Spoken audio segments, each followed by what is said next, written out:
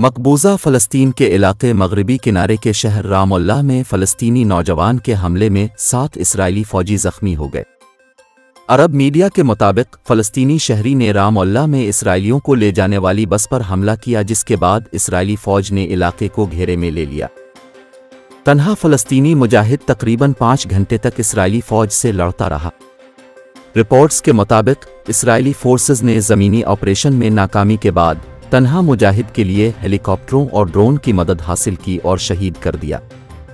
अरब media के मुताबिक शहीद फ़लस्तीनी सदारती महल का साबिक सिक्योरिटी एहलकार है, जिसकी शनाख्त मुजाहिद बरकात मंसूर के नाम से हुई है। मीडिया रिपोर्ट्स में इसराइली ज़राए के हवाले से कहा गया है कि शहीद फ़लस्तीनी के हमले में 7 इसराइली फ़ौजी ज़ख्मी हो गए, जिनमें से 2 फ़ौजियों की हालत तशवीशनाक। ख्याल रहे कि इसराइल की जानिब से गज़ा पर ऑपरेशन के साथ साथ मकबूजा मगरबी किनारे के इलाकों में भी फ़लस्तीनियों के खिलाफ कार्रवाइयाँ जारी हैं। 7 अक्टूबर से अब तक इसराइली अफवाज ने मकबूजा मगरबी किनारे से 7,000 से ज़ायद फ़लस्तीनियों को गिरफ्तार किया है।